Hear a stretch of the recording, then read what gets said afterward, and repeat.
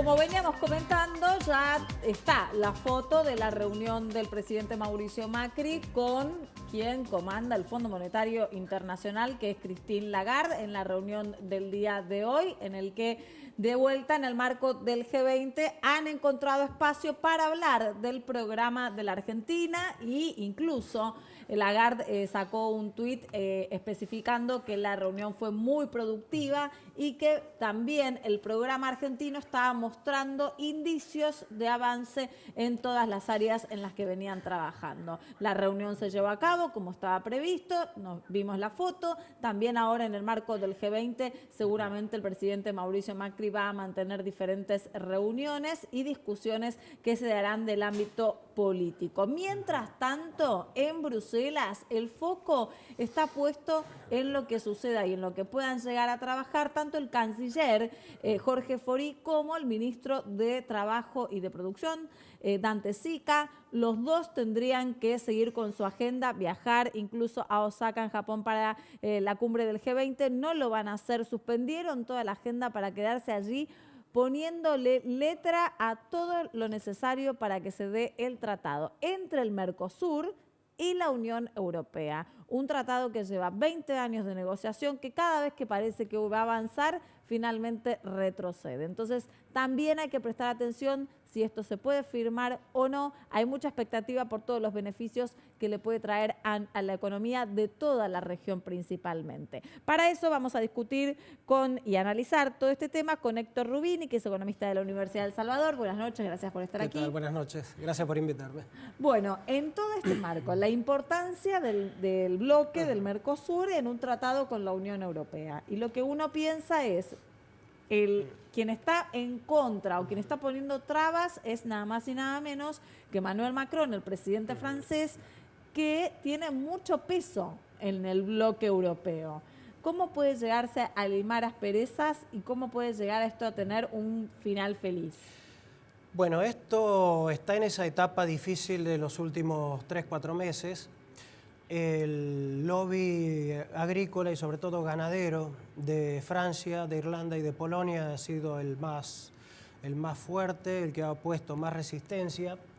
Y en las últimas, digamos, etapas también se ha sumado algunas dificultades para lograr el libre acceso del azúcar brasileño y de sus derivados a la Unión Europea.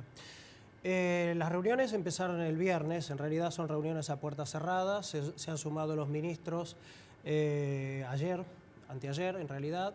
Supuestamente en la noche de hoy ha habido una cena con los comisarios de la Unión Europea para cerrar los últimos problemitas en las negociaciones y la expectativa es, si hay un real progreso entre, digamos, jueves y viernes, la solución feliz, el final feliz esperado es anunciarlo en una conferencia o en una declaración conjunta por parte del presidente Macri y del presidente de la Unión Europea, Juncker, en Osaka, en Japón. Ahora, ¿eso significaría que sí se sella el tratado por más que sigan de limar algunas cuestiones de trabajo en los próximos meses, como dice usted? Teóricamente sería así. Teóricamente sería así, sería, digamos, el marco de política general para avanzar ya sin estas trabas hacia lo que sería una verdadera liberación de comercio progresiva. Lo que hay que ver es después qué se ha firmado en materia de concesiones arancelarias de las dos partes y de todo lo que hace a barreras no arancelarias, cupos, barreras sanitarias, reglas de origen, sobre lo cual también había algunas cuestiones de los industriales del Mercosur respecto de Europa. Y bueno, es una cuestión de ahora esperar hasta el sábado a ver qué hay. Retomo esto que acabas de decir porque es cierto, la Unión Europea está muy preocupada por el ingreso de productos agrícolas del Mercosur y de carne vacuna, pero también es cierto que hay reticencias de nuestro lado. Por ejemplo, hoy leía sobre el cupo de ingreso de autos europeos, sobre todo de parte de Brasil, que tiene una industria automotriz tan fuerte. Qué difícil, ¿no?, ponerse de acuerdo. Es difícil también porque es medio diferente el bloque Mercosur respecto de Europa. O sea, Europa ha avanzado hasta la total integración de los mercados de trabajo, la libre circulación de personas, de capitales. Mercosur está todavía en veremos eso. Tenemos políticas macro y sectoriales totalmente descoordinadas aún hoy. Entonces, obviamente, el impacto del ingreso de bienes importados, aunque sean piezas, semiterminados, terminados, tiene un impacto totalmente diferente sobre Brasil que sobre Argentina. Sumado a otro punto que no es menor, y es el hecho de que buena parte, podríamos decir, el núcleo de lo que ha quedado en pie de Mercosur en los últimos 15, 18 años, está sobre una columna vertebral que es el complejo automotriz. Y un complejo automotriz donde de un lado y del otro tenemos terminales, que en realidad son terminales de fábricas de empresas multinacionales que no son brasileñas ni argentinas, a las cuales le proveen bienes y servicios autopartistas, sí, argentinas y brasileñas. Entonces, bueno, obviamente la entrada de camiones, de tractores, de motos, el impacto va a ser diferente. Uno se pregunta si no deberíamos primero fortalecer, ¿no?, el Mercosur y tratar de hacerlo funcionar como corresponde, pero bueno, me generó esa reflexión. Esa pregunta está desde hace tiempo, sí. Ha habido marchas y contramarchas. Recordemos también en el periodo 2003-2015, buena parte de la falta de avance de Mercosur obedeció a Argentina, a las trabas al comercio, a obligar de alguna manera a negociar a Brasil hacia nosotros y darnos la prerrogativa de exigirle, bueno, no nos invadan con productos de la manera siguiente, acordemos restricciones voluntarias de exportaciones de productos línea blanca de Brasil hacia Argentina, algo que va totalmente en contra de los tratados de Europreto.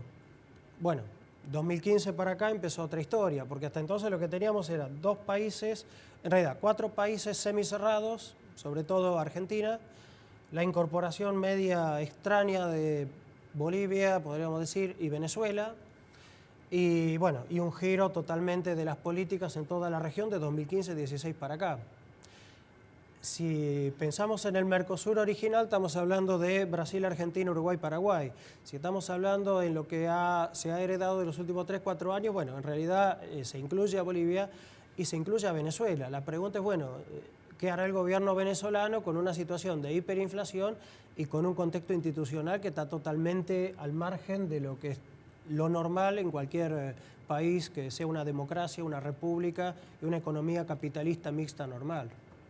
Hay algo que no se entiende para los que no somos especialistas en las cuestiones aduaneras puntualmente. Cuando uno firma un acuerdo de este tipo con otra unión económica, ¿qué puerto se utiliza?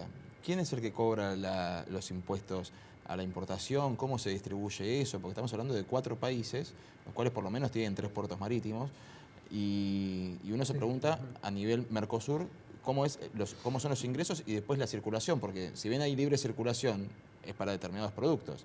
¿Quién sería el principal beneficiado a primera mano de un acuerdo así? ¿O eso también tiene que ir por escrito? ¿O a la Unión Europea eso no le importa y tenemos que ponerlo por escrito nosotros? Claro, es lo último que acabas de decir. O sea, la Unión Europea es una unión aduanera completa. Entonces, cada puerto, o sea, Rotterdam u otros, bueno, son ingresos para, digamos, repartir la Unión. Ahora, acá, bueno, Brasil por su parte, Argentina por su parte, Uruguay, Paraguay. Entonces, bueno, ahí dependerá mucho ahí de qué le van a, no digo que exigir al bloque Mercosur, pero ese punto obviamente si se va a manejar en la transición cada país con los ingresos según su puerto o no, es un tema de Mercosur. Ahí la Unión Europea obviamente nos va a dejar a nosotros, bueno, en eso arréglense ustedes como puedan. Y en ese arréglense como puedan, ¿cuál es la situación actual dentro del Mercosur? O sea, ¿hay vías de que se pueda solucionar? Porque, bueno, sabemos cómo piensa nuestro presidente, todavía no sabemos cómo piensa el presidente de Brasil, sabemos cómo piensa en Uruguay y cómo piensa en Paraguay. Bueno, estamos en esa situación. No tenemos un tesoro y una secretaría de Hacienda común a los 4 países. Entonces, tenemos 4 aduanas, tenemos 4 tesorerías, tenemos 4 secretarías de Hacienda y obviamente detrás de eso 4 situaciones macroeconómicas Distintas. Totalmente distintas. Retom- Lo vimos un poco el año pasado con la crisis cambiaria. O sea, nosotros con el FMI y los demás socios del Mercosur mirando a ver qué hace Argentina. Retomo un poco lo que venía mencionando Nicolás, que Argentina en algún punto y Brasil, que son las economías más fuertes, están como en el tope de la mirada de todo este tratado.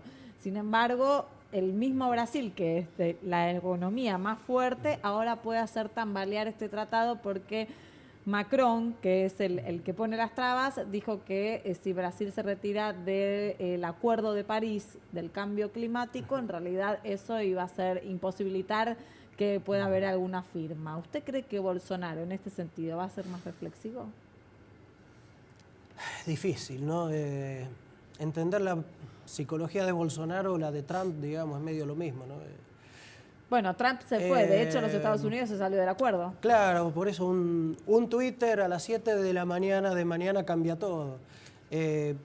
Parece menos impulsivo Bolsonaro, pero la verdad que no sabría responder. No sabe si hay posturas ya puestas con respecto. No, desconozco. No. Bueno, veremos entonces porque puede ser importante para ver si vamos a tener un final feliz o no, que es lo que veníamos mencionando. Sí, y el tema del cambio climático es uno de los ejes de la reunión de Osaka justamente ahora del G20.